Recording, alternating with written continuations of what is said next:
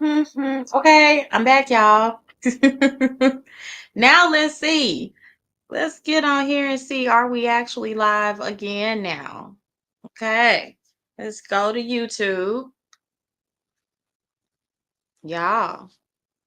Whew, okay, let's come back over to TikTok. Let's refresh you. We do know that there's a delay, but y'all, we are gonna get started. We are gonna I hope we're gonna get started. No, okay, okay. We are live now. Hello, friends. Thank you for your patience, friends. I appreciate y'all being here. Friends, I'm still trying to get it together. Still trying to get it together. Okay. So, whew, okay, where did it go? And I didn't see. Okay. Here we go, y'all. Here we go. uh, all right. We here. We here. Come in, friends. Welcome in. Let me turn my volume down. Unapologetically her. Thank you for being here. Thank you for being patient. Thank you just for being here. I have to give a few more minutes to allow people to come in, friend, because I came on literally at like 1:20 trying to be prepared, right? But what had happened was I created this live event through my TikTok, right? Well, when I stream and my plan today, friends, to when I came in at 1:20, um, is to try to go live on dual platforms. So I use this third party streaming platform, but it is synced with TikTok, but it's not completely. So I had to start it just through TikTok, but I wasn't able to go live dually over on YouTube and my other platforms. So I wanted to log out, come through my streaming platform and come back in. So that's why we just now getting started a little bit late. And also I need to send out I want to send out some notifications so I can get my friends back on here. I had a little hiccup, I had a little glitch. So let me get my friends. Can I do it like this? Do it like this. Let's see. Let me actually just do it this way. Okay, okay, Linda, Guard Morgan, Ricky off the chain, or Tasha for president, MG, Big Bo, Christopher Robinson, Can, Marcus, Jeffrey, Cammy Cam. Y'all, give me a minute. Be patient with me. I'm trying to get my people in here. Let me try to do it this way. And let me also go back to YouTube and make sure we are live there. But we are gonna get started. I promise y'all, we're gonna get started with the actual topic at hand today. I want to make sure that I am live on.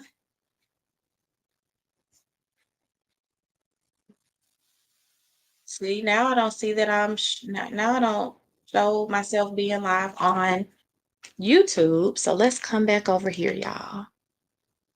Jeez, I need an assistant. Okay. Okay, hold on, y'all. So TikTok. Mm, mm, mm, mm, mm. Am I live or what?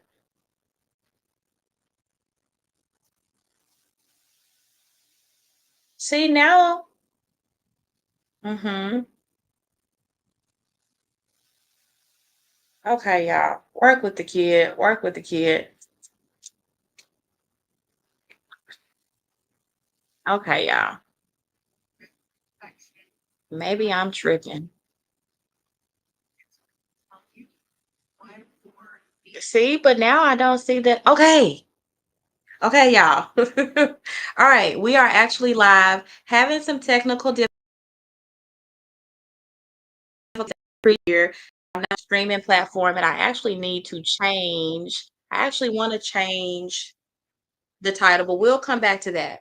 Let me first get started by plugging into my presentation for today. So today we are going to be talking about the 7 layers of why. So as people are still coming in, I want to thank y'all first and foremost for showing up, for being here, for being present. And thank you for showing up for yourself as well, because I'm hosting this space, but this space is for you. This time is for you. Soon as I can get some more people in here and kind of get my presentation together, we are going to start with setting our intentions. Okay, we're going to be diving into a tool that I've told y'all about that completely changed the way I look at my desires, my goals, and even like my beliefs, my mindset. And it's called the 7 layers of why. So that is what we're going to be doing today. Okay. So for the people that are here and here, my YouTube people and my TikTok people, first of all, let me know if y'all can hear me. Let me know in the comments if y'all can hear me, because I have been having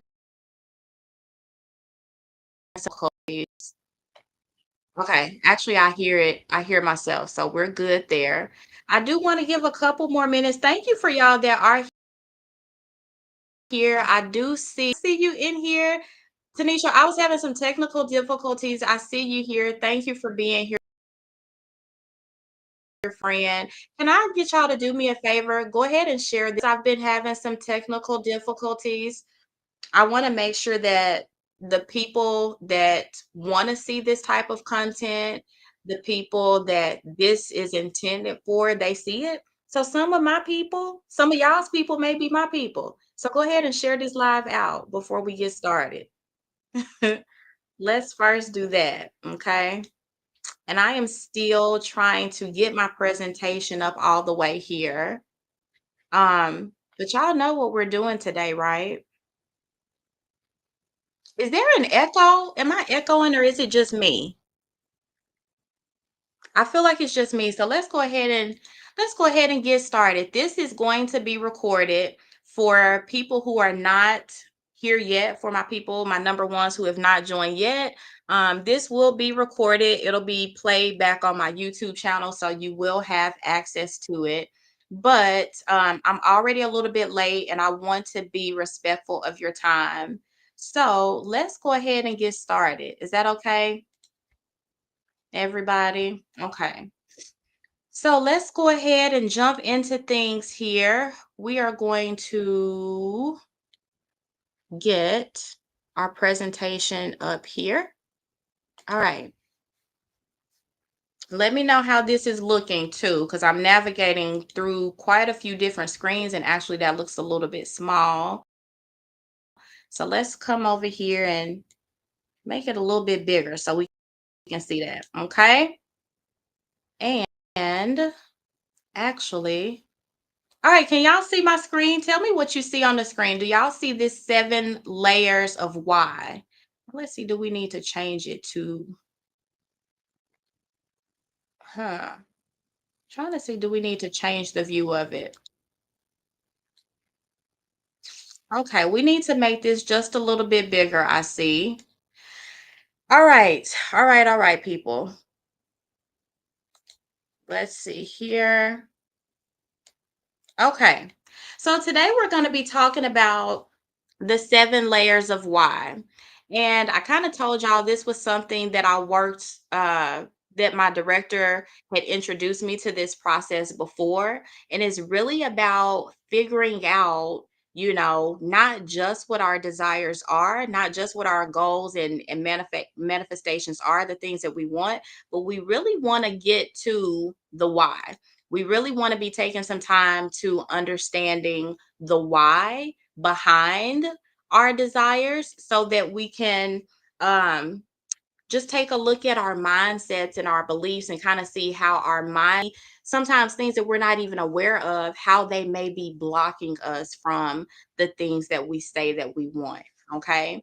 So I did ask y'all prior to this presentation to get your, have be prepared. I did ask to come prepared. So if you have your journals, if you have your notebooks, this would be a good time to kind of get those things out. And of course, I do see that this view is not exactly how I want it to look. So I will make this PDF available in addition to the presentation in its entirety. Okay, so the presentation will be recorded and you'll be able to get it on YouTube. But actually, let me just take a minute. Let me take a minute here and see if I can actually uh, make this a little bit better for you all to see. Let's see. And I don't know if I can change my view while I'm in here. So we're just going to try to make it a little bit bigger on the eye. Okay. Here we go. Okay. So again, 7 layers of why. These questions are designed to help you unravel the layers of your desires, understand their roots, and gain clarity on what it is you want. Okay. So we have about 90 minutes set aside for right now. This, you may not get all the way through with this during this time. Again, that is why you'll be able to refer back to it. Also, if you are on my email list and if you are subscribed, if you are a subscriber here on TikTok, then you'll be able to access that as well. So yeah, you'll have this and you'll be able to work with it in your own time in case you need some additional time. But I do want to kind of, so the very first thing that we want to be thinking about today is thinking about our desires. And actually, before we even do that, I want to take a few minutes to set our intentions, right? That is important. So my intention, as always, is that something that I presentation today will just impact you in a positive way. That is my intention for this presentation and our time together. And so before we actually get started, before we get in deep, I want to just take a few minutes and allow you to set your intention for this time together.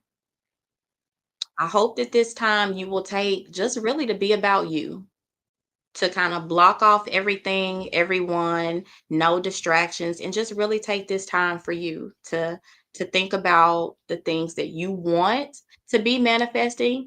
And even, y'all know we're on this 90-day manifestation challenge. We are on the road to becoming her.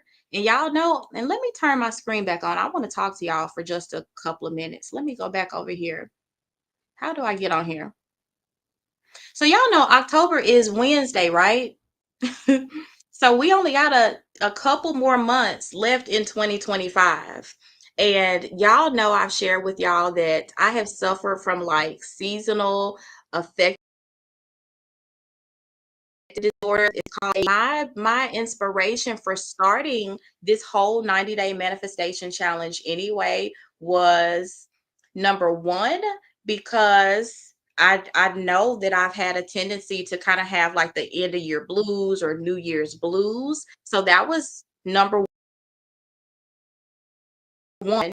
I logged in on TikTok and all I was seeing was, the winter arc, the great lock-in. And I didn't know what the great lock-in was. And I clicked on the video and I was like, oh, they doing what I'm doing. That's what I'm doing. So let's go ahead and get locked in. So y'all know for the month of September, we have been focusing on our affirmations, right? And let me come back over to TikTok. Let me come back over to TikTok and see my people over here.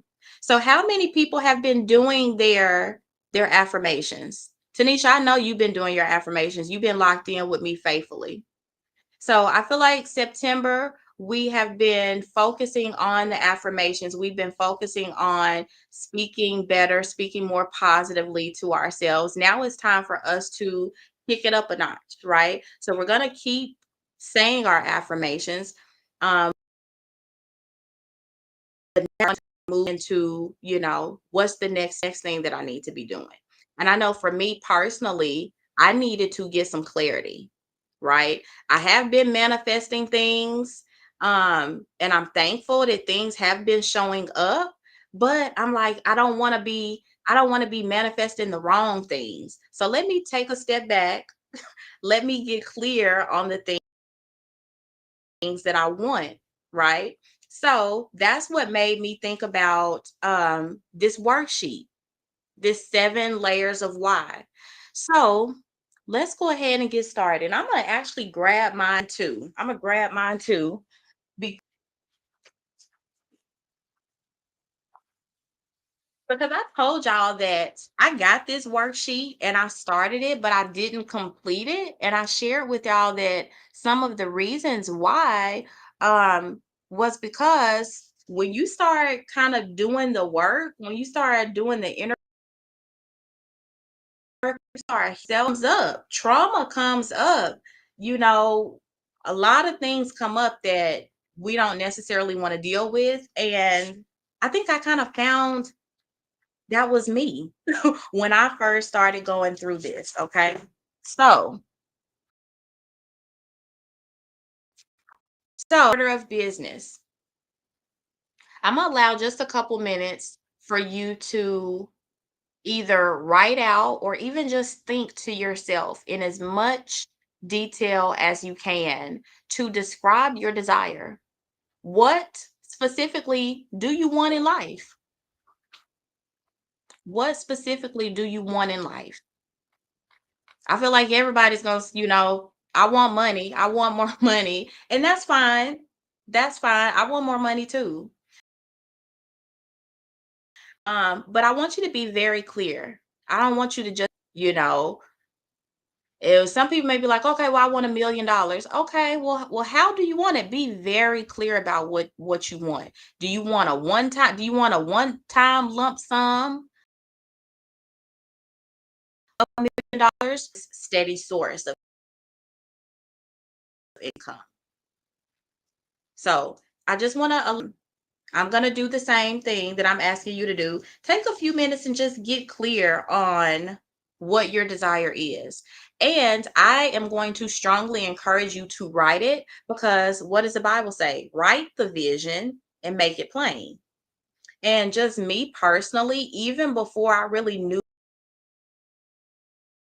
the person, I'm a writer always found things down, and I go back and find things years later, be like, oh, I manifested this. Oh, I put this on my vision board. This has actually happened. This already came to pass. So that's why I am encouraging you to write your affirmations down, write your goals down. Oh, let me come back over here. And again, you can write it in whatever you have right now.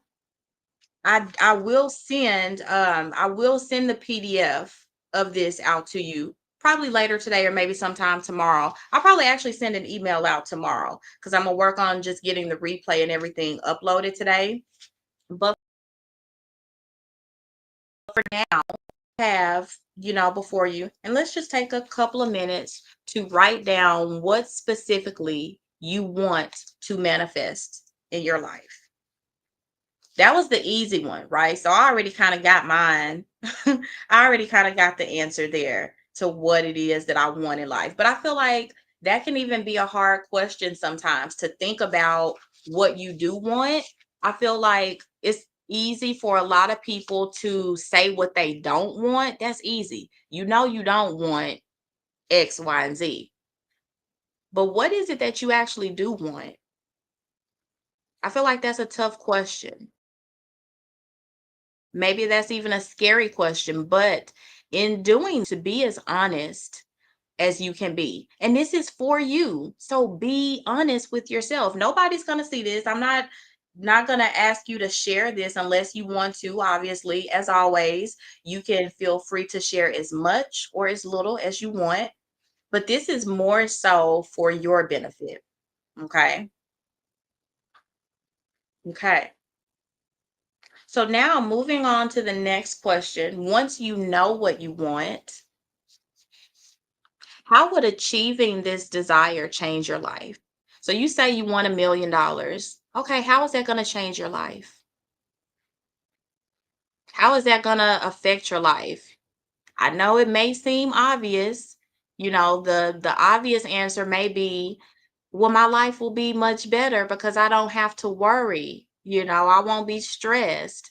And again, there's no right or wrong answers here. So at this time in this question, write whatever comes up for you. And I wrote something here, but I didn't fully write everything. So I'm gonna take this time for myself too. How would achieving this desire change your life? Mm-hmm. Mm-hmm. Yeah. Actually, actually, I think that this is still my answer. I'm reflecting back on what I wrote some time ago, and I'm like, yeah, no, this is still my answer. Mm-hmm.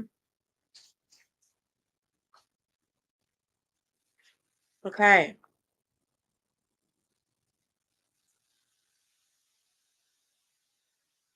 How would achieving this desire change your life? Yeah. What feelings come up when you're thinking about that? Sometimes I feel like it's important to think about the ripple effects, like not just on the surface, but how your daily habits and how your daily relationships, how your confidence, how would those things, how they friends, um, once you have this manifestation, how is that going to affect you in those ways? So just something to think about there. Mm, okay. Moving on to question number 3. And let's see what the view looks like here. And actually, let me take myself because we want to be oh, geez, I didn't even let y'all see the questions good enough. Okay. So the first question, and my apologies, y'all. I told y'all I'm navigating with a million kind of tabs open on here. So question number 1, if you didn't already, or if you weren't able to see it before, is just to describe your desire. What is it that you want specifically? What is it that you want to specifically manifest in your life? Okay. And let me come back over here so I can see how it looks. Okay. And then question number 2 again was, how would achieving this desire change your life? And we're just taking time to like really kind of think about, the ripple effects that having your manifestation, whether it's relationship, the partner, the job, the business idea, the house, how is that going to affect you? Not just on the surface, but how is that going to affect you? What is that going to look like uh, in your kind of change in your life? Okay. And moving on to question number 3, and we are going to do a visualization activity near the end of this presentation today. But question number 3, can you visualize the end result of this manifestation? Like, so when I was young, me and my sister used to play this game, and we called the game Details. I don't know why. We were 9, 10 years old, but basically we were visualizing. At that time, we would literally play this game with each other where we would tell each other stories about how we're going to be in the future, where we're going to live, who we're going to be married to, how many kids we're going to have, what kind of car we're going to drive, what we do for work, where we're going to travel to. And we just would tell these stories to each other. We did. That was a game we called, and we called a game playing Details. Like, you want to play Details? And we would just sit in our room and just tell these make believe stories. So I guess in a way, I've been on like my manifesting journey for a long time, probably even before I knew it. Um, and that is a manifesting method. It's called scripting. And I think I shared a video this week about um yeah, I did, because it was about this girl who had used a chat GPT prompt to script her dream life. And so I tried that last year a couple times, and Soon as me and Chat got the output, excuse me, I was like, this reminds me of like what I used to do when I was younger, you know? But again, that scripting method is a really effective visualization tool that you can use to manifest your desires. And of course, why? How does this work? Because this is a way to help to reprogram your beliefs, more belief, or a belief or a feeling that what you want is possible. It's an opportunity for you to see yourself in your dream life. Does that make sense? Thank you so much, Tanisha, for sharing a lot here in Echo Good. Okay, maybe I'm behind here. I don't know where P is. And my other number ones, but I do appreciate you being here. Okay. So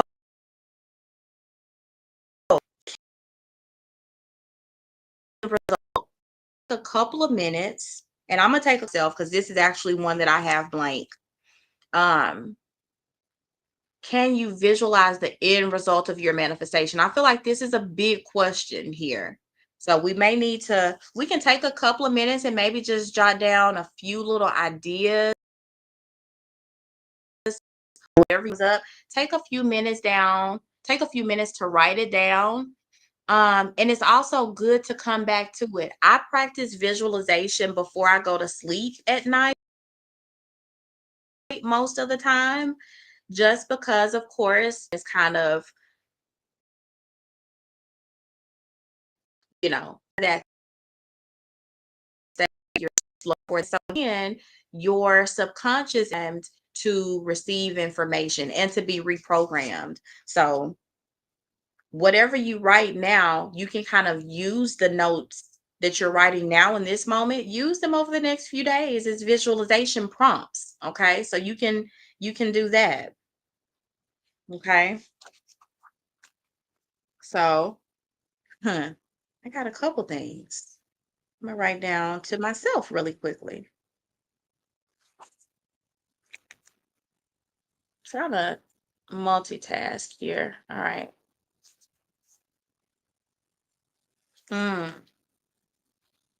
Okay.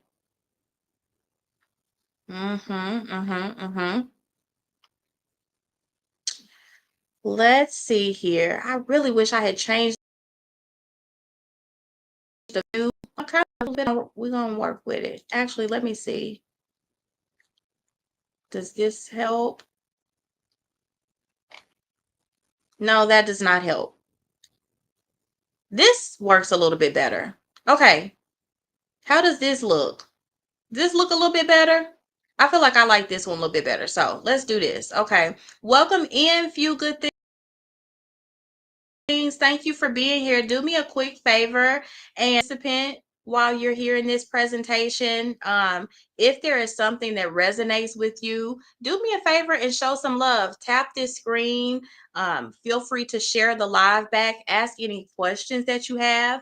This space that I've created for us is not just for me to be here and to talk. It is for us to be here together. So feel free to drop your questions in the chat if you have any. What we are doing today is a process called the 7 layers of why.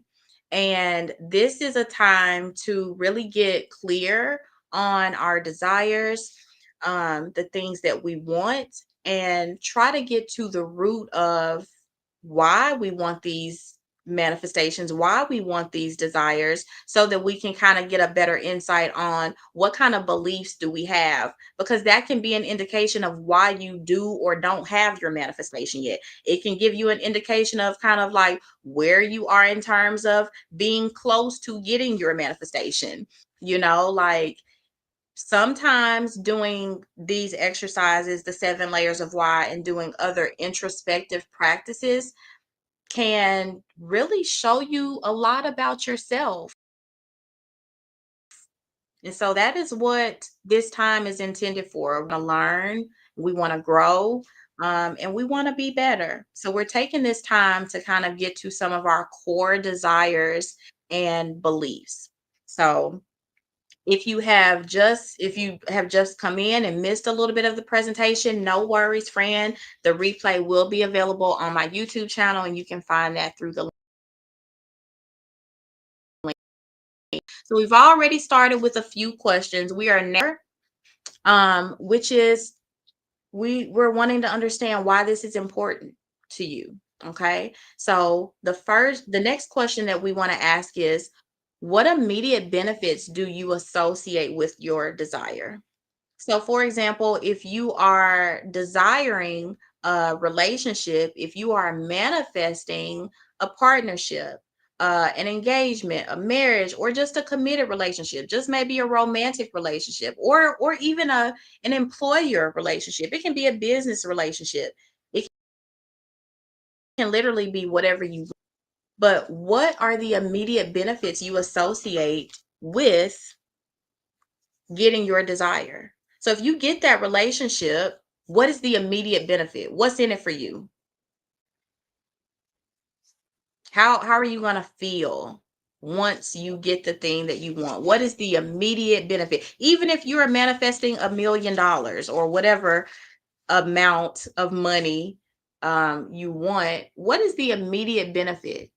We want to be really, really clear, be very specific. What immediate benefits do you associate with getting the car, getting the money, getting the house or the business opportunity? What immediate benefits do you associate with that desire? The feeling of relief. Yeah. So that's interesting that you said that, Tanisha, because, when I talk about the core desired feelings, um, and I think you got that book as well, Feeling Accomplishment. Again, these words that you're saying are feelings. So when we think about manifesting, it's not necessarily about the car. It's not necessarily about the relationship. It's not necessarily about the person. It's because we want to feel better. We want to feel better. We think having that car, having that amount of money, having that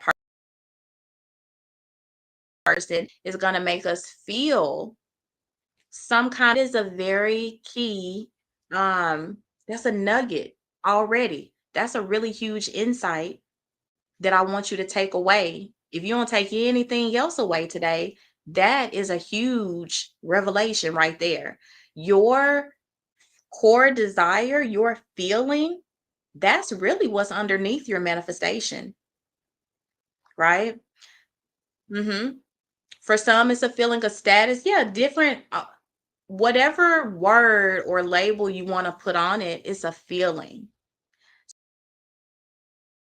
So, what I say all the time is if you can of the job or the house or the person or the thing, if you can remove that and feel how you want to feel anyway, then that's going to bring your manifestation closer to you quicker, because your goal at that point is just about feeling better.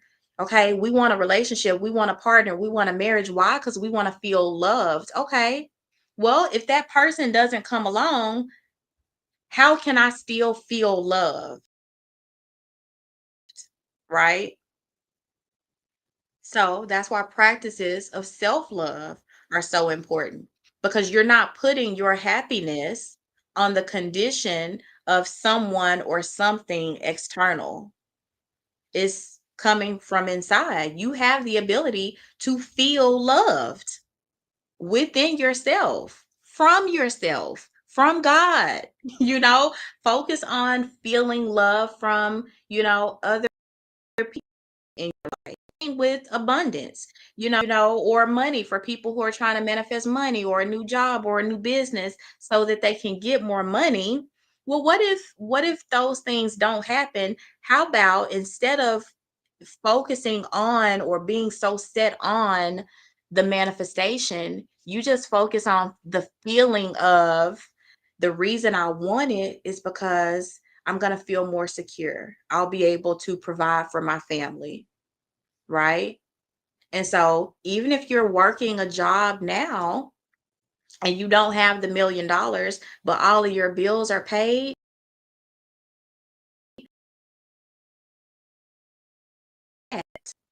attraction says that like attracts like.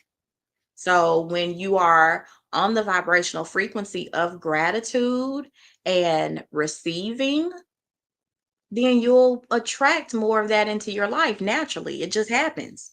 And I have told y'all my stories. Like y'all know. Okay. So that was a little bit deeper than what I was trying to do, but that is the question that we are asking. Okay. What immediate benefits do you associate with your desire? And of course, as we just stated, um, it's a feeling. It's a feeling. Okay.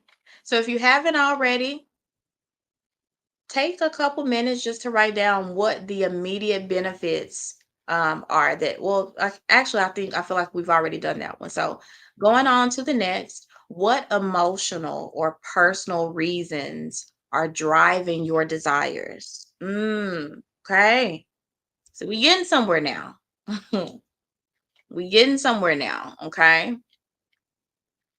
Are there and I think a better question to ask is, what are the emotional or personal reasons driving this desire? Because obviously there's a personal reason.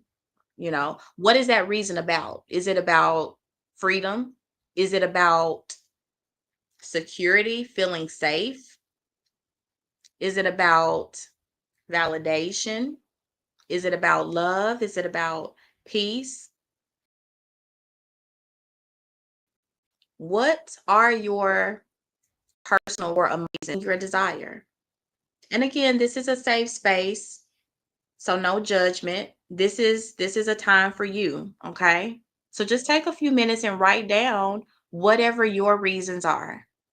And I promise you it's going to make sense, because we're going to go deeper and deeper into understanding our why. But before we get to the why, we got to get through these first series of questions first, okay? So take a few minutes, write down, and I'm going to do the same thing briefly, to write down what are the emotional or personal reasons that are driving your desires.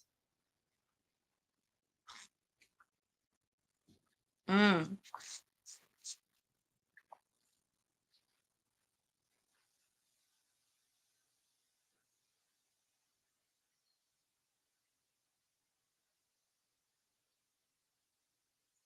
okay.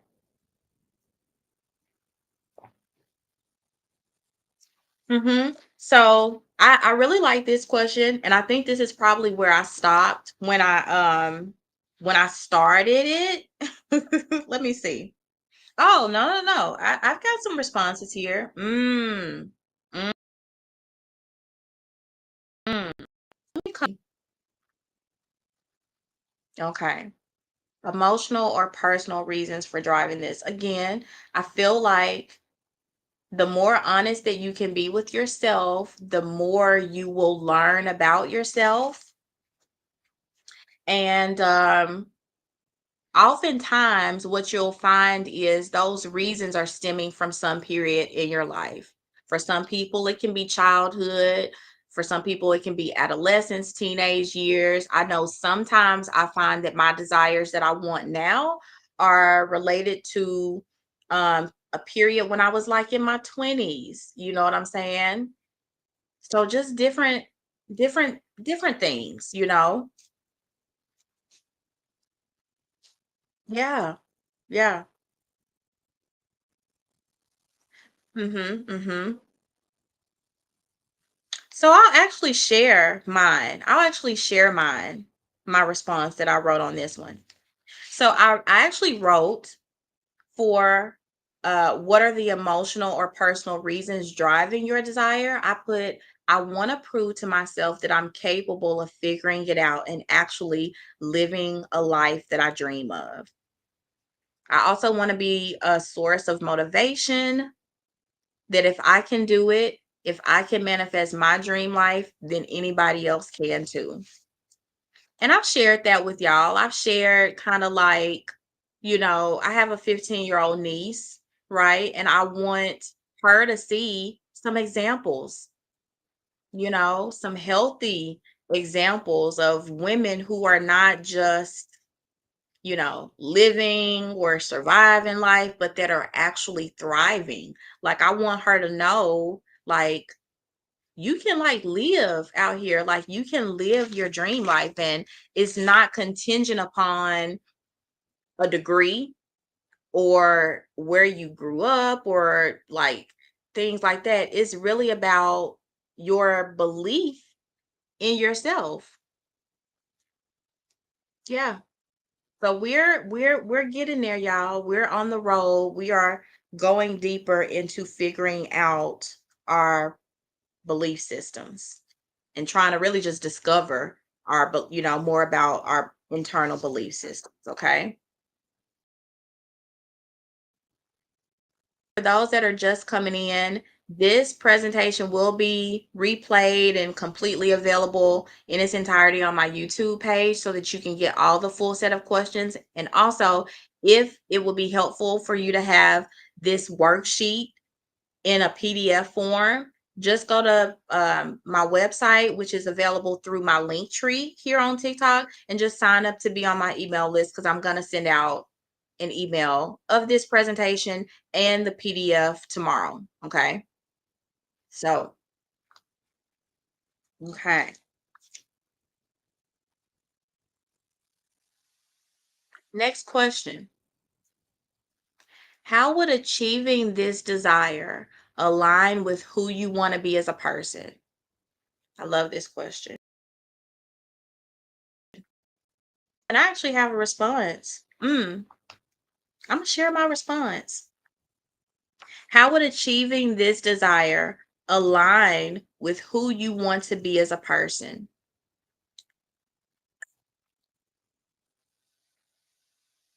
Does this desire reflect the person that you're becoming? I think is a better question to ask. And what I wrote, what my response was, I don't just talk the talk of this manifestation life, I live it. I can back it up. I walk the walk, and everything I encourage other people to do, I also do it myself. Mm, mm, yeah, that's pretty accurate still. I wish I had written a date on this, y'all, because I know I wrote these responses, but I'm still feeling like they still align. So far, I don't feel like I'm needing to change or tweak or adapt anything just yet. But yeah, take a few minutes, just think about or write down, how would achieving your desire align with who you want to be as a person? So if you are wanting a relationship, if you are wanting to be a wife, some people want to be a wife, how would that align with who you want to be as a person? If you're a manifestation, if your goal is to be a business owner or an entrepreneur, how does that align with you as a person? If your desire is to be a multi-millionaire, how to align with who you want to be? Y'all making that connection there? Mm, yeah. Yeah.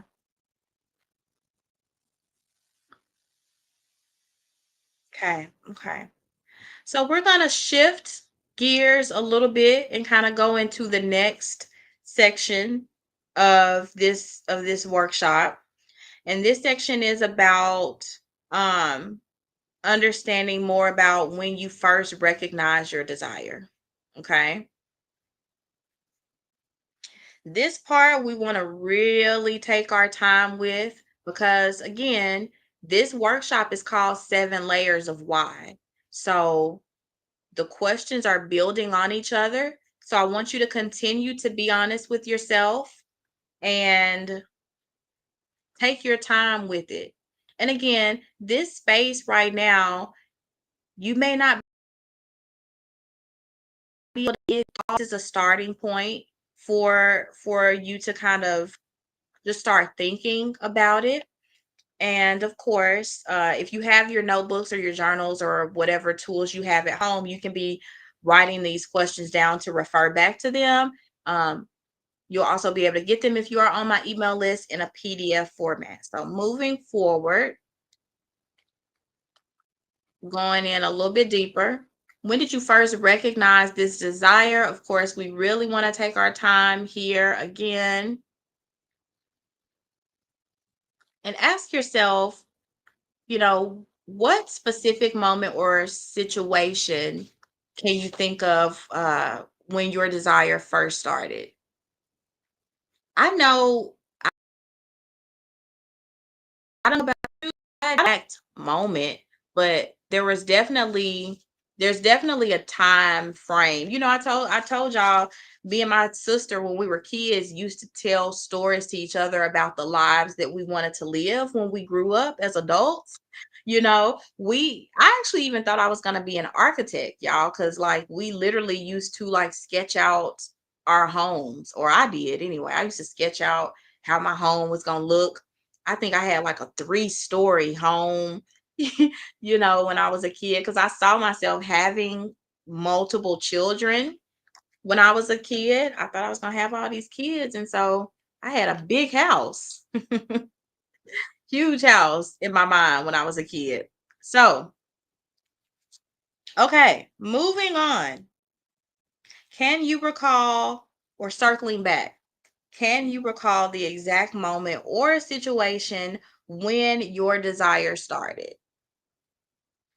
And yeah, of course, being a kid, but I would say in my early 20s, I just had this idea, this vision, this feeling that my life was supposed to look a certain way. I just saw my life looking a certain way. So that was the moment for me. Like I said, not an exact moment, time period. And of course, you graduate high school, you go to, well, I graduated high school. I went to college for a year and didn't do so well. I failed out of college like my first year. And I went on, living life, traveled the world. I got a job as a flight attendant. It was great and all that stuff. But then I ended up getting laid off. And once I got laid off and I moved back to my hometown, I was close to being 30 at that time. And so at that time, life started happening. And then coming up on a milestone birthday of being 30, I was just like, I just had this feeling. Well, I always had the feeling, but I just had this feeling like, no, this is not what my life is supposed to be. I wasn't doing bad, but I wasn't doing everything that I wanted to do. And I wasn't doing everything that I knew I was capable of doing. And I still feel that way, even today, being, in my 40s. I still feel like, my life is not bad by any means, but I still want more. And because I really truly believe in my higher self, is not just an idea or a vision to me, it is real. And some days, like, I really feel like like I really am that girl. This is happening for me. I'm just waiting for all the other pieces to like catch up. If that makes sense.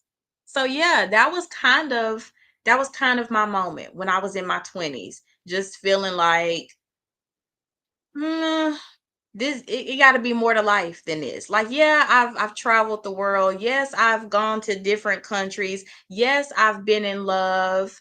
You know, I still want more. I still want more, even right now.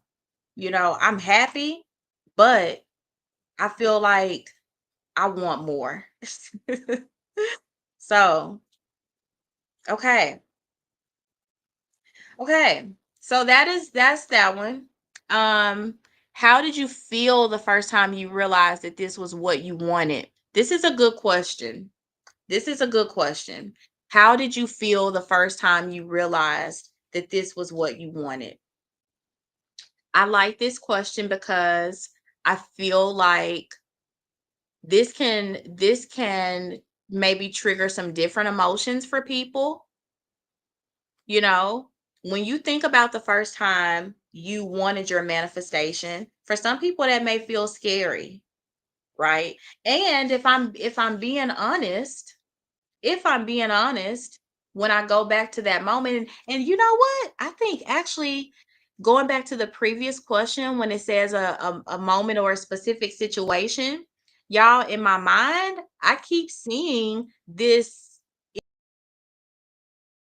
image of this day where it was me, my mom, and my sister. We were in this place on 17th Street, and we were outside in her driveway. For some reason, that is the moment that is popping up in my mind that I'm seeing. So maybe that was the moment. And I, what did I feel that day? Um, Optimistic, number one, because I am a self-proclaimed eternal optimist. I'm so sorry, my eyeball is itching. But I would say I felt optimistic. Let me go back here. I'm late, Tanisha, seeing how you said be able to create generational wealth, shift beliefs that no longer serve you, and be able to teach. Yeah, I love that. I love that. Yeah, and I feel like it's the same for me. That's the same thing for me. Yeah, I don't have biological children, but when I talk about my kids, y'all know who I'm talking about. Yeah. Again, I want to be that example. I want to be that example, and not even just to my kids. I want to My mom is in her 60s, and I feel like she is stuck in her mindset and in her belief, and I want to I also want to do it to show her, like, you have control of your own destiny. I know it seems like we don't, because it just seems like, you're supposed to get up and go to work and make a certain amount of money and get married and have kids and do whatever. um Program, that's a belief.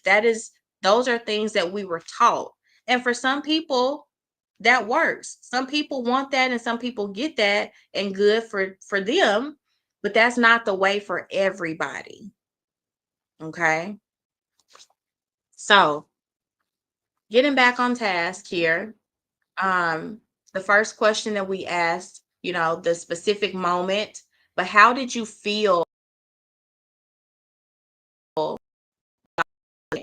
Because if you a feeling of fear or doubt or being afraid, if that feeling is associated with your manifestation, it could be that that is a belief that you're still carrying today. Does that make sense? Mhm. So, for example, if the goal is that,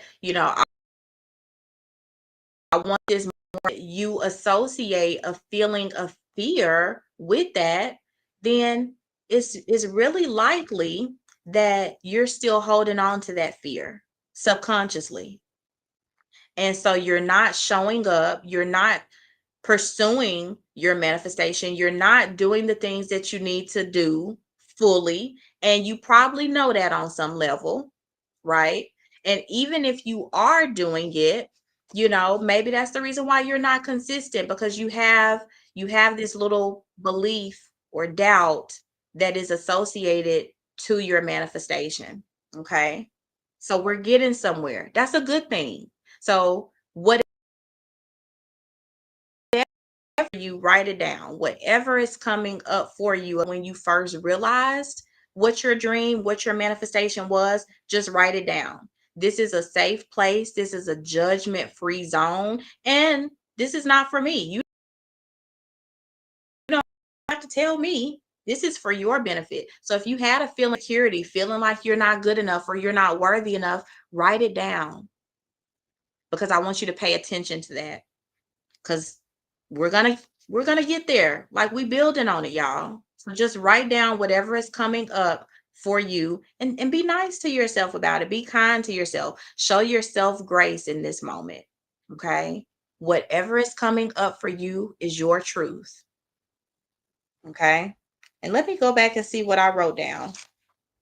What did I write down for that question? Or did I? Okay. Oh, of course I wrote this. How did you feel the first time you realized this was what you wanted? I actually wrote down, I felt understood and hopeful, which again, I'm the eternal optimist. I always feel hopeful. So I'm not surprised that I wrote that. Mm. And then I put like, oh, somebody else gets it. Um, oh, okay. I get it. Okay, okay. Yeah. Hmm. Well, I do want to make a small adjustment to that. Yes, I felt hopeful. Yes, I felt understood, but I'm going to be honest. I'm going to be honest. Even if it didn't happen in that moment, I can 100%, I can 100%, what's the word I'm trying to say? I can be honest and say that there have been fears that also come with my desires. Any of them. Because, you know what I'm saying? It's scary to really like decide that, you want the thing that you want, whether it's a relationship or whether it is a certain type of lifestyle. There's a fear that comes along with it because what if I don't get it? you know so I'm gonna be honest and just say that. And I think that that is for a lot of people. When we think about our goals, when we think about our desires and the way we want our life to look, it's scary to admit that, because what if I don't get it? Then I'm gonna be disappointed. Write it down, because again, it's gonna make sense. So just write down whatever comes up for you and don't judge it. Okay. All right. So I feel like we spent a little bit of time on that one. I hope that the view is still good. Let me toggle back. Um, okay, yeah, we can see it. Y'all can see that. Let me scroll up again a little bit more. What were the specific triggers or influences at that time? So thinking about the previous question of how did you feel the first time you realized this was what you wanted? What were the specific triggers or influences at that time? And that can look different for different people too. Sometimes your trigger or things that influence you can be your family. It can be the way you grew up, the way you saw things happen in your family, good, bad, or indifferent. But for a lot of us, our life experiences, how we grew up, how we saw our parents living, our influences to us. We're, kids. Kids are impressionable. So definitely probably have some family or familiar triggers that are influencing how you felt, or maybe even still how you feel about your desire. Because I'm gonna tell you something else, and this is being honest. Like, I haven't told everybody in my family that I quit my job. My dad specifically, I talked to my dad yesterday, and I talked to him on Friday. And y'all, I still, well, not really so much now, because I'm getting more confident in the fact that, like, I am a grown ass woman and I love you, but my opinion is more important about my life than your opinion is.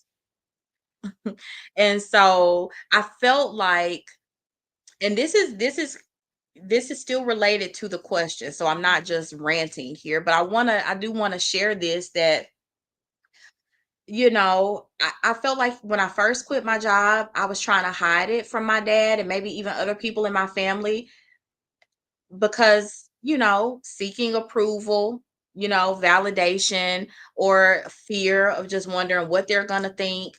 Are they going to judge me? How's he going to feel about it, or whatever? And then these last couple of months, even though I still haven't come out and just said to him, hey daddy, I quit my job, Um, I I'm not trying to hide it anymore. So when I talked to him on Friday, I was a little bit mindful of when I called him at the hour that I called him. He was just like, "Oh, are you on your lunch break?" And I was just like, "Daddy, no." I was like, "It's 4:30, it's 5 o'clock in the afternoon. I ain't on no lunch break, you know."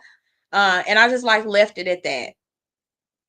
Um, and a part of me is just like that's how I keep my peace too, you know.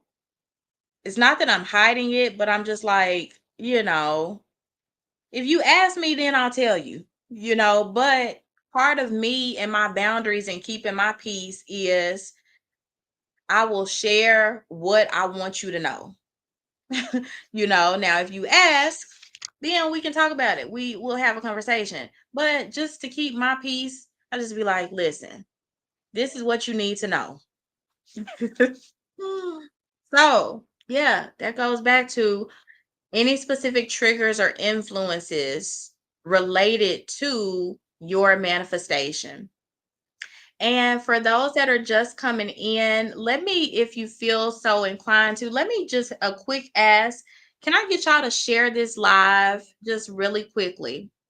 Just share this live out for me again. Some people and just want to get some more engagement going here. Okay. So we're gonna kind of keep this moving here. We're going to be diving deeper down into the desires now. Let me take a look, see how this looks on y'all's end. Thank you, Tanisha.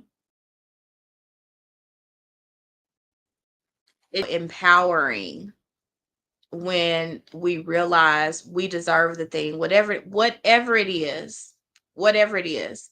And that literally just what you said, Tanisha. Self-worth. Self-worth. I feel like you're getting ahead, but it's not a bad thing. You get it. You get it. And I am just starting to get it. You know what I'm saying? On this journey, like I'm just starting to get it. Like, yeah, there are some beliefs that I hold, about myself based on past experiences that I'm working through and so that I can learn now how to like really embrace the woman that I want to be and the life that I want to live. Yeah. Spoiler alert, it goes back to your self-worth, your beliefs, how your life looks now and how you want it to look is in direct proportion to what you think and believe about yourself. That's a spoiler right there. That's it. So, diving a little bit deeper into our desires, right? I want you to reflect on the environment, the people, or the events surrounding the first time you felt your desire. I like this question too because for people who are manifesting abundance, I feel like it's going to be tied to your childhood and how you grew up. And I feel like that's obvious. If you didn't grow up with money, you want more money. If you grew up, as a child going without and, you know, insecurities, food insecurities, homeless, homelessness, shelter and uncertainty, watching your parents struggle, if that's how you grew up, obviously you want something different for yourself as an adult. So, want to just take a few minutes right now to reflect on the environment, people, or desire. Hmm.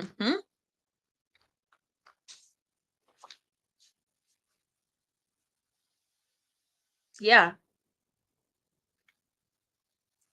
So I had a little prompt here. No, we're not gonna do that. We're not gonna do that just yet. But yeah, let's just reflect on the environment, people, events surrounding the first time you felt your desire. Mhm. Where did that come from? Write down whatever comes up for you. Again, once we kind of near the end of this process, I promise you it's all going to make sense. So, whatever is coming up for you, take a few minutes and just write it down. hmm hmm hmm And I feel like mine, maybe like a lot of people, you're gonna start seeing patterns, or you may start seeing patterns if you are actually taking the time to go through this process right now and write it down. You should probably start to kind of see some recurring themes. Again, no judgment. This is a safe space. Write down what is coming up for you. Okay. And thinking about the things that you kind of wrote down in this question to external factors shape your understanding of your desire. Hmm, that's a good question.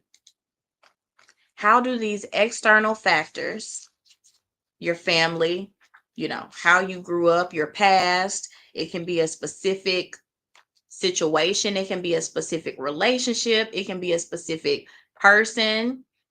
Um, how are those things shaping your understanding of your desire? What kind of feelings is it prompting you to feel? Yeah. Mm.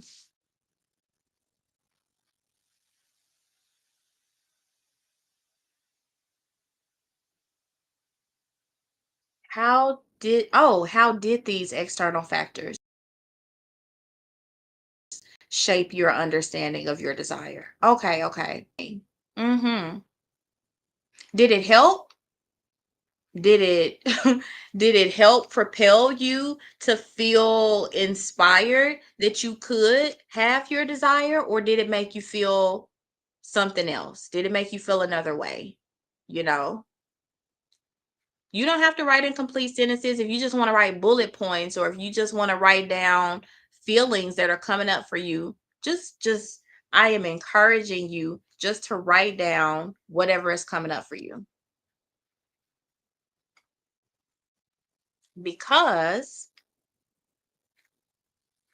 if we're moving on, okay, were there any specific triggers or influences at that time? Now, I know some of these questions may feel a little bit redundant, and that's fine. So if you okay, write it down, write it in the process, and it's all gonna come out in the wash.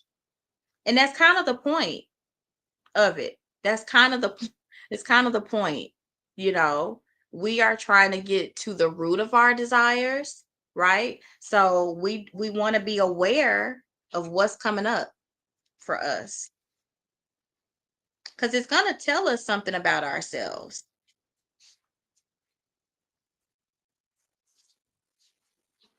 How did these external factors shape your understanding of your desire? Did it make it feel more believable, closer to you, or more far away? That's probably just another way to ask that question.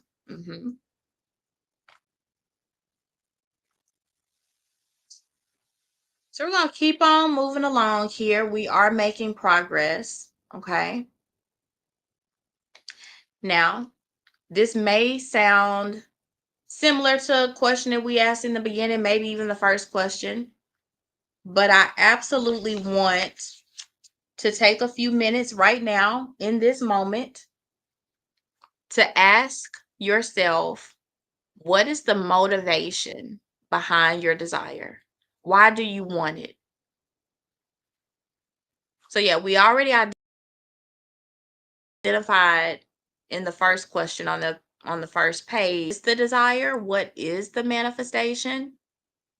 Go back to that and write down whatever comes up for you as the motivation underneath your desire. And if you've already, answered it before, Tanisha, I know you kind of said, your kids. That is a motivation. Write that down. Anything else? What else? What else? Anything that comes up for you.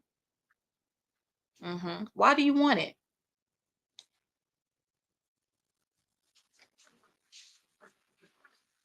I'm going to do this part because this is really kind of I think this is where I stopped myself. What is the motivation behind your desire? That's a big question.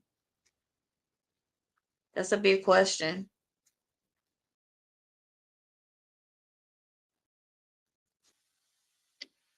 Can I share mine with y'all?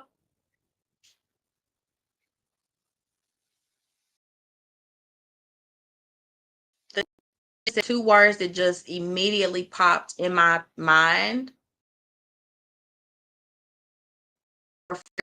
Peace is one of my core designs.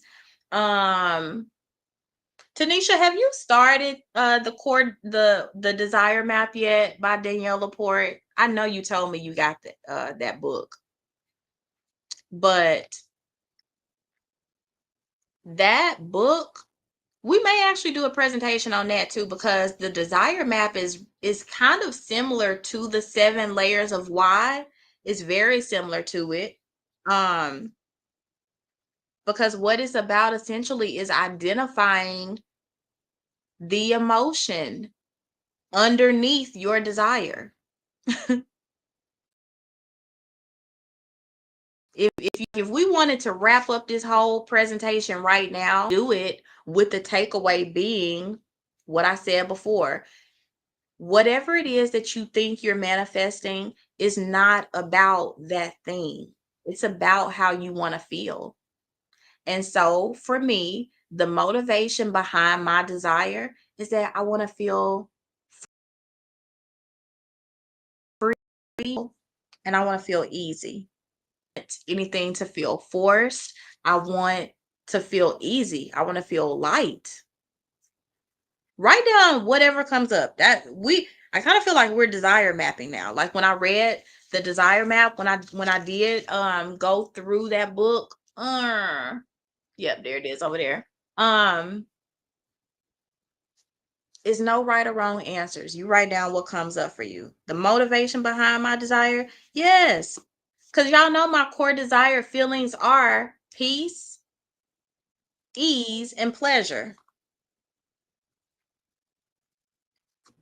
Peace, ease, and pleasure.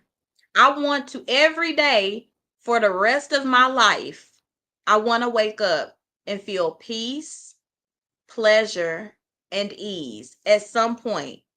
Now, I'm not saying all day, every day I will feel. Now, if I could, yeah, but you couldn't, because if there's not any contrast, then you're going to start taking that peace for granted. That's just another little nugget. I hope that didn't go over y'all's head. But you have to have contrast. You have to have negative emotion. It is necessary. Again, the law of polarity, there's good and there's bad. For everything that exists, there is an opposite. That's why you have good and evil. That's why you have love and hate, or some people will say love and indifference. Whatever words or labels you want to put on it, there's an opposite for everything. Day and night, abundance and lack, fear and courage, up and down, and it's necessary.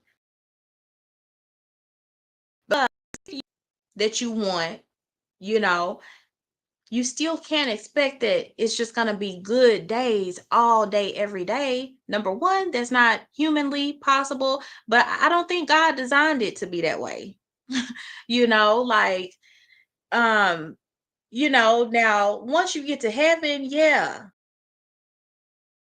but this life right here, right now, is designed for there to be both. Because if you have good without the bad, then number one, if no bad ever existed in your life, if you never had trials, tribulations, or challenges, or things to get over, things that you had to overcome, you may feel entitled.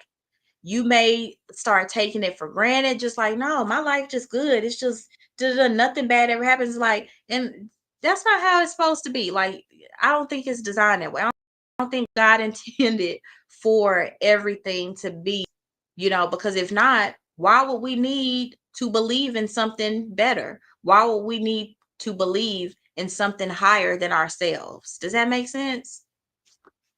Did y'all get that? Yeah, I hope so. So, y'all ready for the 7 layers of the why?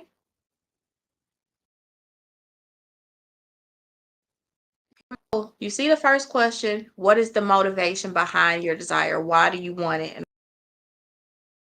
of course, I kind of went to my core piece. Well, why is this important to you? Why is this important to you?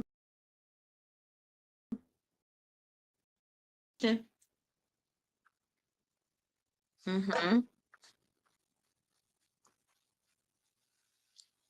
If I'm being honest, I feel like it's important to me because if I can feel more regularly, m- in more what's the word I'm trying to say?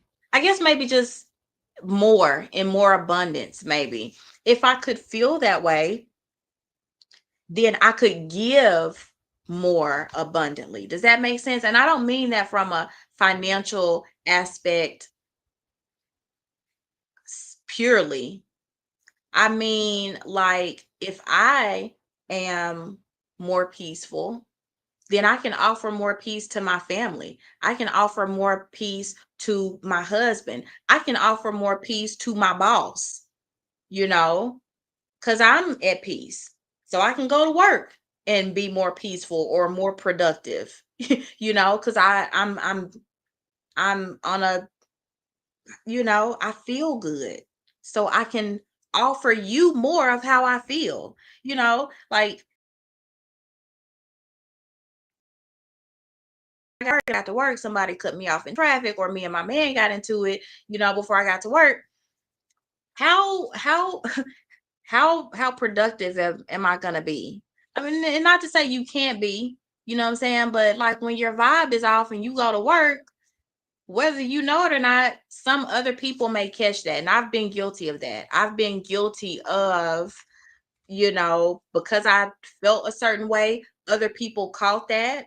And that's not on them. That is me recognizing that I need to be more responsible for how I feel. I need to, be more emotionally intelligent, more emotionally responsible. And I'm working on that. But if we're going back to the why, that is why. When, how they say, you can't give from an empty cup. So, like, if my cup stays on full, I can pour into other people. I can pour into my family, my friends, my lover, my colleagues, my clients. Does that make sense? So that's the why. That's the why for me. And so at this point, you continue to ask yourself why. And it may take some people more time than others to really get to that why. But I think, and I probably could stand to ask myself a few more times as well. But I think that is getting to the root of my desire. I want to feel better for myself. I want to feel better within myself so that I can be better for the people that I love. Yeah. Because I've been studying universal laws, right? And one of the universal laws is the law of divine oneness, in that we're all interconnected, we're all divinely connected. And so that's just kind of, you know, how the Bible says, do unto others as you would have them to do unto you. It's that ripple effect. If I'm good for me, then because I'm good, I can do good. And when I do good, it's like paying it forward. That's a better way to say it. It's just paying it forward. You know how, like, you go to McDonald's, you know, you go get your cup of coffee, and then you be like, well, you know what? Here's, you know, keep the change and pay for the next person behind me. You paying it forward. Your good actions and even your good energy, your good vibrations, your good feelings has a ripple effect on the next person. You know, have you ever heard people say a smile is contagious? Well, that's why. And I bet you that there's even research to prove that. And I'm saying that because I feel like I read a research study that showed the power of good energy, or just like, you know, a smile being contagious. Like if you walk outside your house today, you know, you go to the gas station, go to the mall or whatever. And if you actually make eye contact with somebody, and I'm horrible at this, but like if you make eye contact with somebody and just say, you know, and I know I read this study that like smiling physically has small chemical changes within your brain. Yeah. So if we are asking the question why, I feel like I've kind of gotten to the root of my desires. Um, and it's just simply about I want to pay it forward, you know. I want my cup to stay full so that, oh God, there's a spider on my wall, y'all. Oh geez. Okay. Uh, geez. It's not a huge one. It's medium. Okay, long as I can see him. I wonder if he came from my plant. Um, okay, y'all. And make sure that I don't do those. But okay. Okay.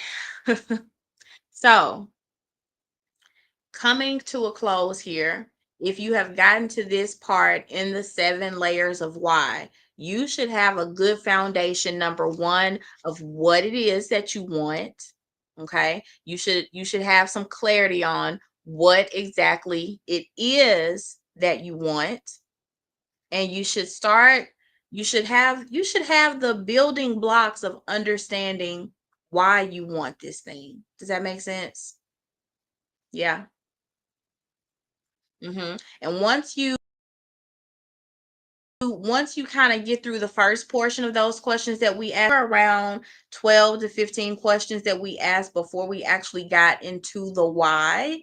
But once you get into the why, to this slide that you see here on the screen now, once you get into asking yourself why a few times, this is going to give you an indication of where your desires are rooted, and also some indication and insight into your beliefs.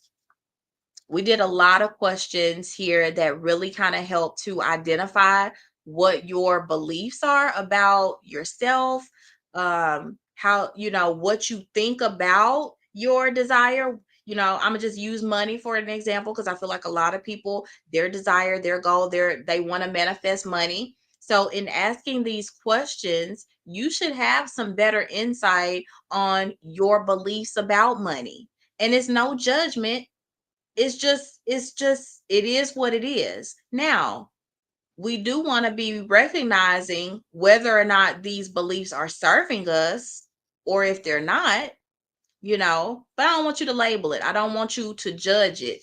Oh, y'all, Jesus,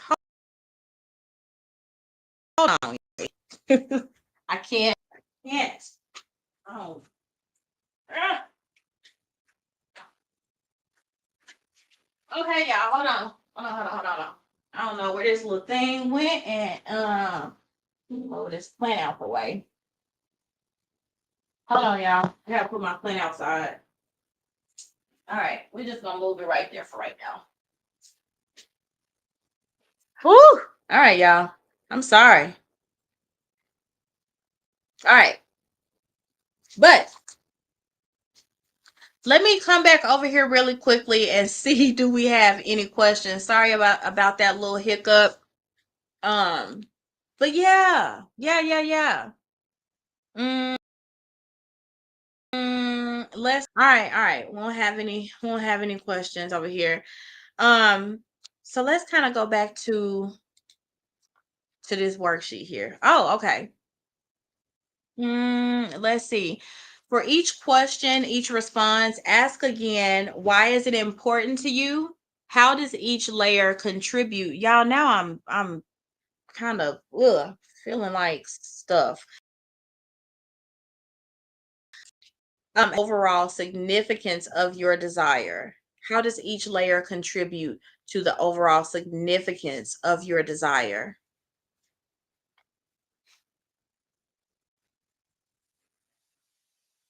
I'm trying to think of a different way to ask that.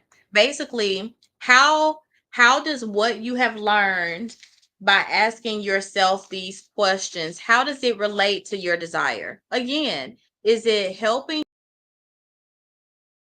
you or is it, you know, can you identify any common themes or patterns as you go deeper into your why? I need to go back and change that. That should say, can you identify any common themes or patterns as you go deeper into your why? And like I said before, you kind of should. You kind of should have some kind of I did not get the spider yet, friend, but I'm going to get it. I just sprayed. Um, but no, I don't have it yet. I should have just probably just killed it. But anyways, when you're going through these questions, and the reason why I encourage you to write them down is because this is where we are. You should start to see some patterns or some themes about your beliefs. And if you are a person who is manifesting abundance, whatever you wrote down within these questions, you should start to be able to kind of determine, well, which mindset, what kind of mindset do I have? Do I have more of a scarcity mindset or do I have more of an abundance mindset? Either answer is fine. Because even if you do determine that you have a scarcity mindset, okay, then the next question is going to be, let's go back to it. Well, maybe I'm jumping the gun. So let's kind of dial it back a little bit here. Okay. Going deeper with our beliefs and beyond. So, what assumptions do you have about the people who have already achieved your desire? Let me tell y'all this. I like this question because thinking about, a money mindset for the people who have already achieved that amount of money that you want or you know, that range of money that you want. What is your belief or your assumptions about those people? How did they get the money? Do you feel like they worked hard for it? Do you feel like they it was given to them, somebody handed it to them? Do you feel like they were just lucky? Do you feel like it was a coincidence? Like, what assumptions do you have about the people who have already achieved your desire? Even if your desire is a marriage or a relationship, what are your assumptions? What are your thoughts? What are your feelings about people that you see married? Do you feel like, oh, they're happy and, you know, or do you feel like happy married because maybe, that none of your married friends or people that you know are happy? Do you feel like, oh, they married, but he cheating on her, or they're only married, they're only still together for the kids, or do you feel like, oh, she's only with him for the money? What are your assumptions or beliefs about the people who have your desire? Write it down. Write it down. So this is where I was trying to go. Yeah. Let's scroll this up a little bit. How do you think these assumptions affect your belief in yourself as far as achieving your desire? Again, assumption belief in yourself achieving your desire. So if the money mindset, and if you feel like this person worked hard to get the money, how does that affect you in terms of working hard to achieve your desire of money? Does that make sense? Yeah. Yeah. Is it serving you or no? Again, that's a simple way to put it, you know. And this is where we want to get to. We getting here, y'all. Okay? Let me see if y'all can see this. Can you identify any limiting beliefs that might be holding you back from your manifestation? What are they? Mm-hmm. So again, if you want um you want to what that you can identify, that you may be able to identify through going through from going through these questions, that can maybe show you something about the reason why you don't have that healthy relationship. What are the fears that you have? What beliefs? Spell this a little bit. So what are those limiting beliefs that might be holding you back? I've been transparent about mine, is specifically when it comes to relationships. Trust issues, you know um self-sabotage. And again, if you're just gonna be honest with it, that's going back to what you think about yourself. So that's an interesting one, because anytime you can get to the when you can get to the point where you're like, okay, I recognize that this is a belief, this is something regarding my self-worth and my self-identity or whatever, then that's when you got to go down. It may take you going back through these questions again. It may take you going back through these questions again, um, to discover, well, when did I start thinking that way about myself? Why is it that I don't trust? What time period in my life, what or who, and really not so much who, but what caused me to be this way? I don't like asking who so much, because I feel like, blaming other people, or even just sometimes I feel like you giving people too much power when you like, oh, this person did XYZ to me, you know.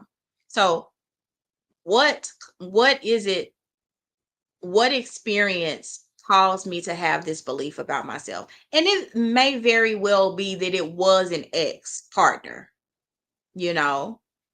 um but take your power back, take control back. And I hate to say that because I'm practicing, but you can call your power back. From some cases you need to. Like, I had this one relationship that was in my 20s that caused me a whole lot of trauma. And with all due respect, that man is dead and gone. God rest his soul. But this was a relationship with a person that is no longer even here. So how is that serving me to still be, feeling insecurities because of what happened when I was with him and he's not even here anymore. You know what I'm saying? But again, sometimes it's subconscious. Sometimes it's like you operating and you moving like this and you still have these insecurities and these doubts and these fears, and you're not even aware of the fact that it came from a situation that happened 10, 20, 15 years ago. So that is what this healing journey is really all about. It's really all about self-awareness, you know, coming face to face with yourself and like looking at yourself from a place of non-judgment, from a place of love, and from a place of compassion to pull yourself up by your bootstraps out of that old situation, out of that negative way of thinking, so you can move forward and connect with and align with and step into the version of you that you want to be, that exists, that you really see for yourself, you know? But before you do that, you gotta you got to start paying attention. You got to realize that your brain is made up in two parts, conscious and unconscious, right? And a lot of the way that you're moving out and acting out is from your subconscious. You're not even aware of it. So you got to start paying attention. It's a process. Like healing, growing, evolving, self work. They call it work for a reason. It is not necessarily physical all the time, you know. It's a lot of mental gymnastics. And it's all for the good. Like, do not get it twisted. It's all for the good. Does it feel good all the time? It doesn't feel good all the time necessarily, but it's about perspective too. At the bigger picture, understanding the reason, the seven layers of why, understanding the reason that you're doing it and the reason that you're still showing up the way that you're showing up now. Why haven't I made it to my full potential yet? Why haven't I, gotten to this place yet? And it's a continuous journey. Like healing is not a singular event. It's not a one-time event. You're not going to heal and just not need to continue to do work. You're going to need to continue doing the work. I would hope you would want to anyway. I would hope you would want to continue learning, growing, evolving, doing better, feeling better, so that you can give better, so that you can show up better. Does that make sense? I hope that makes sense. Okay. So, can you identify any limiting beliefs that may be hindering your progress? And I'm just sharing y'all my journey and my experiences. Mine may not be yours. So you can't just write down fear or limiting beliefs because that's what I said. You got to do the work and ask the questions to yourself. Yeah. Cuz you got to understand your why. Everybody is different. So I would even like say this to my sisters. I have two sisters. We both grew up in the same household, same mom and dad. We could go through this process together and have completely different responses because we have different experiences, right? We're different people. We're only 3 years apart. And I say that because I have a sister who sometimes I wonder like, hmm, we grew up in the same household. How are we in different directions? And I feel like my mom would say, well, she's the oldest. She saw more than y'all did. I feel like my mom has said that before. And I was just like, well, we only 3 years apart. What all did she see or and I don't know, I don't know what her experiences were growing up with, with our parents in our household.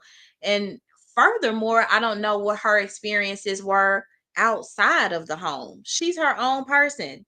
You know what I'm saying? And yeah, we are 3 years apart. So, she's had her own experiences that have shaped her beliefs. So, going back to the question, can you identify any limiting beliefs that may be hindering your progress?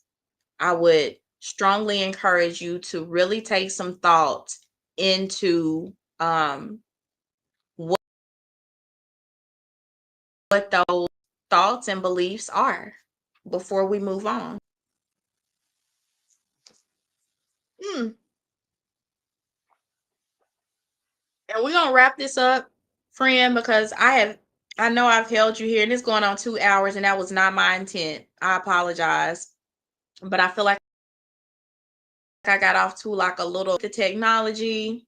And so I appreciate you for being here, Tanisha, from beginning to end.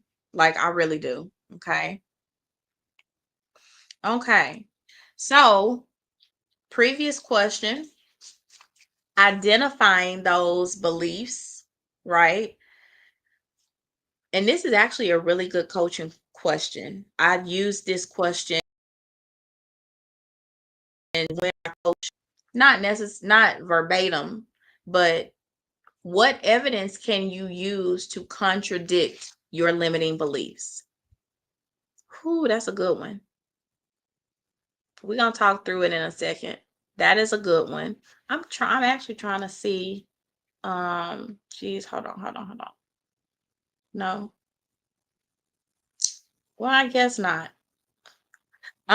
What evidence can you use to contradict these limiting beliefs? So it can be evidence of experiences from the past, in your past. Um, let's go back and use the money mindset. So for my people who are manifesting a more abundant mindset, when those uh when you notice those limiting beliefs, because what we're going to be doing, what we should be doing right now is we're paying attention, to the thoughts that we're thinking. And so when those situations do arise where we can catch ourselves in a negative belief, what evidence can we use to contradict that? So, if it's a flat tire or something on your car, instead of focusing on which may be the reality that I have a flat tire in this moment, and the reality may be like, oh, I don't have the money in this moment. Well, okay, I know that may be the circumstance right now in the present moment, but the evidence that you could potentially use to contradict that is that I've had a flat tire before, and God has worked it out. It's always everything is always working out for me. I've had a flat tire before. This is not the end of the world. um I'll get another tire. It's back to other times in your life when situations happen and you overcame them, because the truth is you have literally overcome every negative circumstance in your life up to this point. You've endured it because you're still here. Does that make sense? You've endured it because you're still here. I don't care if somebody died. I don't care if somebody left you. I don't care if your car broke down. I don't care if you lost your job, you lost your, you know, lost your child, whatever it was, you are still here. So that in itself, that, hey, there's always another option. When it comes to going back to the law of polarity, when it comes to these beliefs, y'all understand that there's always another option. It's just about where you you're focusing on how bad it is, or you can shift to the possibility of something better. I like that. Moving on, are there any role models or success stories that you can refer to counter your limiting beliefs? So, kind of similar to the previous, but predict your limiting beliefs. Who in your life do you know what example that can also help you counter your limiting beliefs? You know,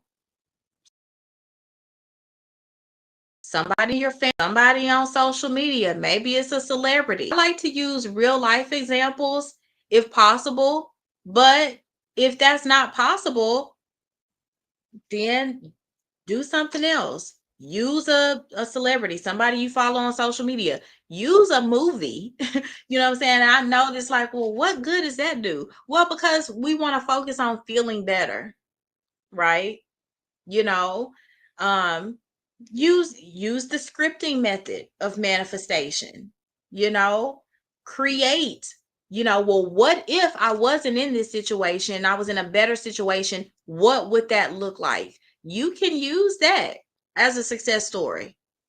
Create your own success story. I'm big on it always works out. I am big on it always works out. That's an Abraham Hicks. Um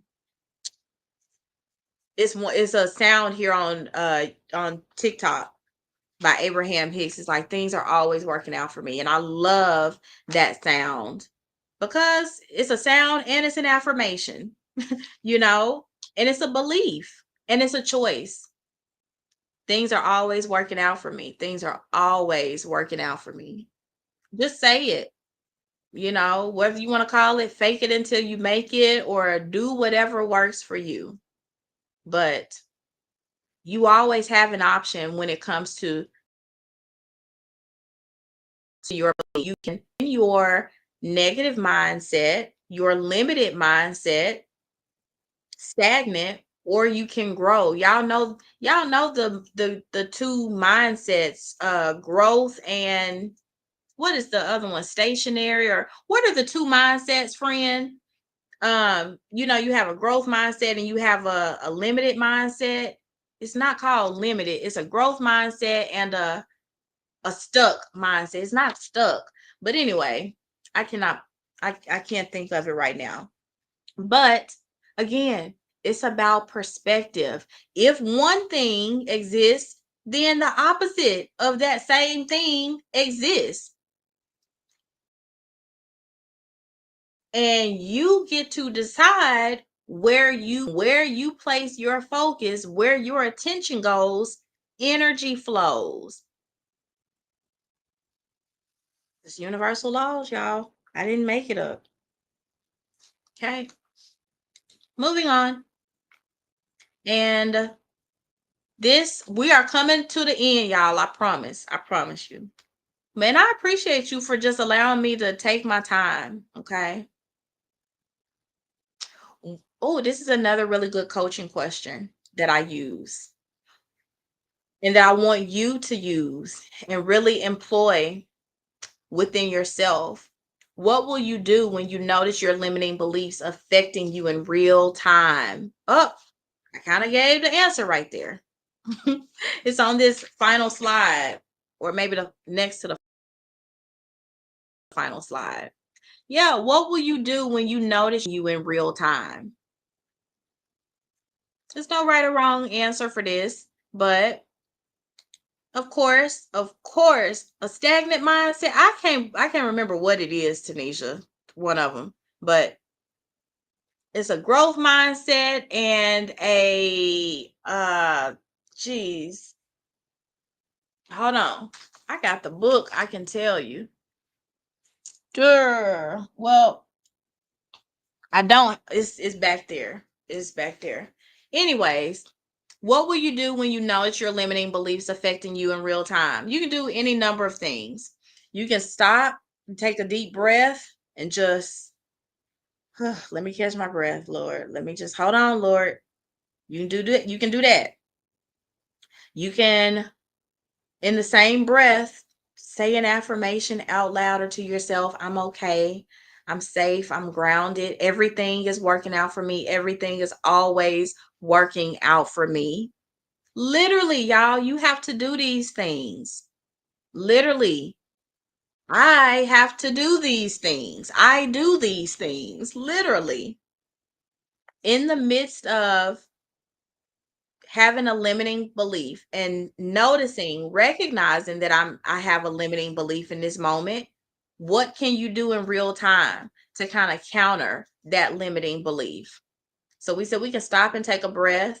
We can say an affirmation, you know.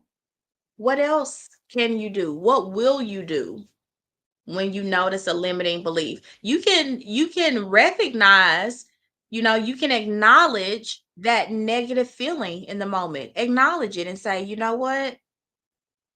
This is a limiting belief. This is fear out. I recognize this is imposter syndrome right now. I am capable of more. I'm worthy of more. So I gave y'all 3 things right there. You can stop. Actually 4, because the first one, you want to stop. You want to take an aside. Step back. Breathe. Take a breath. Intentionally, mindfully. Stop. Take a breath. Say an affirmation. Whisper a prayer. Literally change that negative thought. Change it with your mouth. Change it in your head with something positive. Or simply just acknowledge it. Acknowledge that this I feel overwhelmed in this moment. I'm feeling overwhelmed in this moment. I feel afraid right now. I don't know what to do right now. I'm kind of scared in this moment. Acknowledge it. It's okay. It's natural. You human. You feel designed that way. And we're gonna go back and kind of wrap up. Positive affirmations, of course. And we have focused all month of September on affirmations and why affirmations matter. Um, they help to reprogram our subconscious. They counteract negativity and they fuel growth and evolution. So there you go. There you go. Yeah. Tanisha, do you want to do a quick visualization? We have about 5 minutes left, and I don't want to rush through it. But if you want, um, we can absolutely do a visualization technique. We can do that same one that I did last Sunday. Even though I don't have my book with the actual prompt to do it, I'm pretty sure I can talk us through it. So if you want to do a visualization practice right now, we can do that. We can absolutely do that. What would I tell a loved one if they had this belief? That is a really good question too. That is a really good coaching question that I use too. And sometimes I have to do that with myself. Having grace and compassion with yourself. Keep on hand, have books, podcasts, mentors, people who embody what you want. Those are all really, really good tips and strategies to help you counteract that negativity, those limiting beliefs, things that you can do in real time. Pop in a earbud, listen to some inspirational music or a podcast or YouTube video. I keep an Audible on my phone. I keep an Audible. I keep some affirmations. saved in my playlist, you know?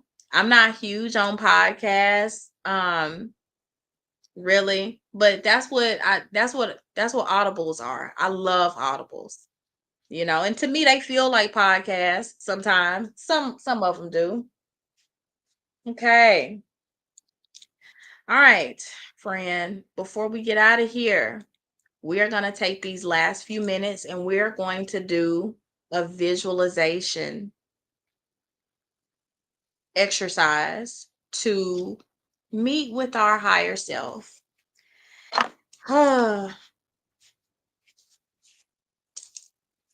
let's kind of shift to setting our intention, and we're going to take a couple of deep breaths in.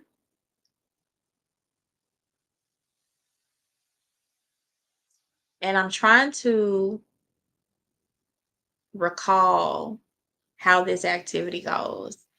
But I'm gonna just say it as best I can remember, okay, Tanisha? So imagine you are somewhere like a beach. Imagine you are walking on this beautiful white sands beach in Florida or in Italy or in South Carolina, wherever, Hilton Head, wherever. Pick a beach or some place. Doesn't even have to be a beach. Maybe it's a park. Uh, but imagine you're here at this beautiful beach.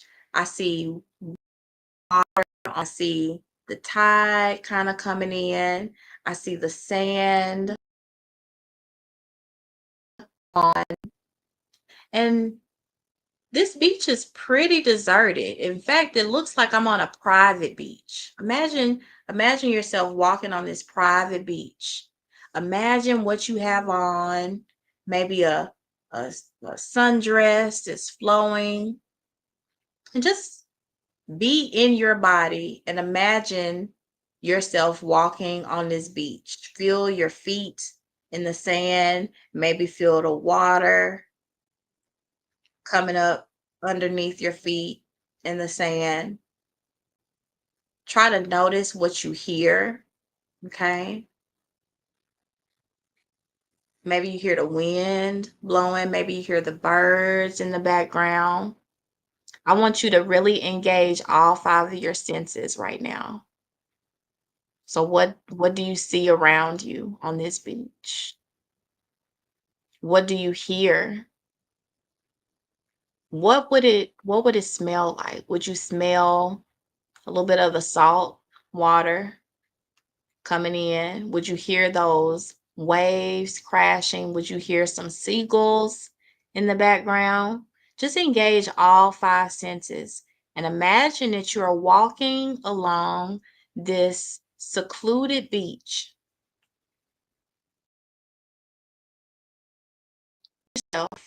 You notice in the distance that you're not by yourself. There's somebody walking in your direction, walking towards you. And at first, this figure is kind of distant and kind of blurry. And the more you walk, the closer you get to that other figure, you notice the image starts to become clearer. And the closer this person gets, you notice that this person is you. Now I want you to take this person in. Tell me what you see in this woman. Maybe she's smiling. Maybe she may not speak at all. What do you feel radiating from her? Like, what is her energy? Mm. Maybe you feel like a light. Maybe you feel a warmth. Maybe you just feel a connection. Maybe you feel safe. Looking at this woman smiling back at you as your higher self, I want you to ask her what she.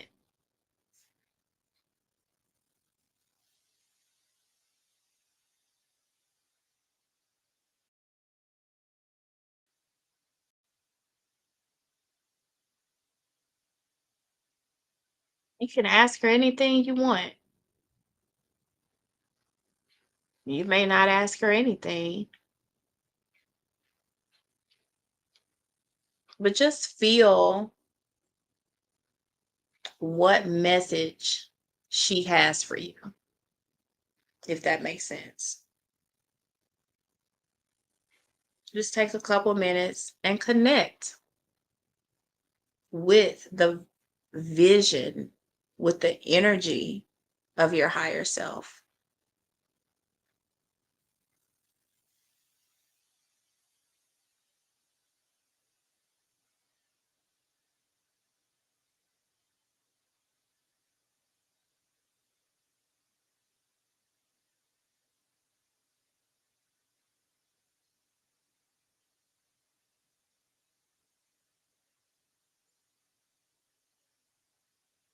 Can I share?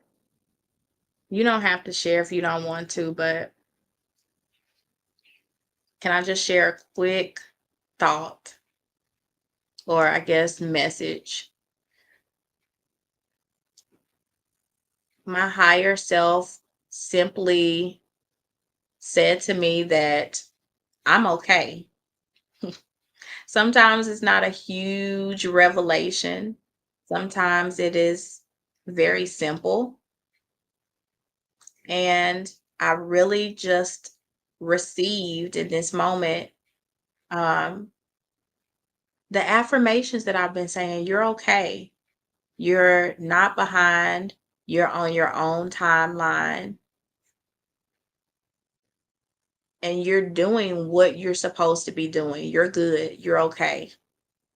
That was all I got. That was what I got. My best self just said, "Hey, you're okay. Chill out. Stop worrying. Relax. You got this." Yeah, and I believe that. I believe it and I receive it. Yeah. Hmm.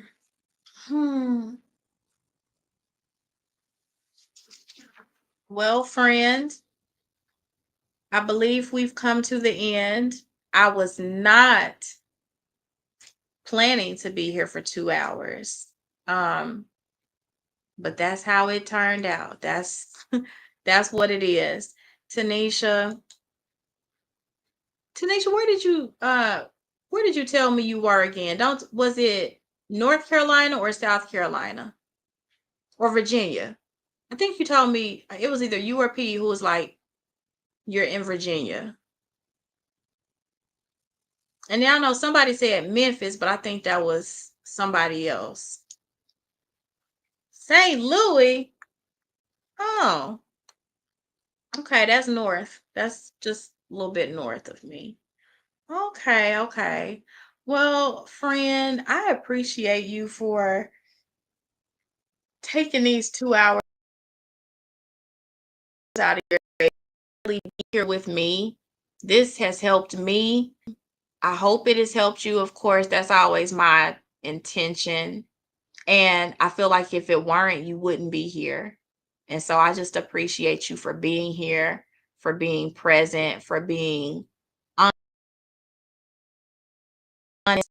And um, I got your email, so I will send out this PDF in case you want to take whatever you came up with today and transfer it to the actual thing, or if you want to keep it in your journal, whatever. I do just want you to be able to have access to not just the presentation digitally, but physically. It's a PDF. So if you want to actually print it out, you'll have the ability to do that. Oh, I appreciate you saying that, Tanisha. Absolutely. Well, I feel good, and I'm located in Little Rock, Arkansas. So that's why I said you're just north of me a little bit. Yeah. Oh, friend, I feel so much better. Oh, yeah. I feel good. I feel good. I appreciate your kind words. I appreciate your energy and your presence and your engagement. So, all right, friend, I'm gonna hop off here so I can take care of this spider. I'm gonna get some food. I'm actually about to go cook, and I'll be back tomorrow. I'll be back here tomorrow on live. Okay. You've been there once. Okay, friend. I appreciate you for being here. I hope you have a great day, great Sunday, and I'll see you tomorrow. I'll be right back here on live for affirmations in the morning. All right, friend.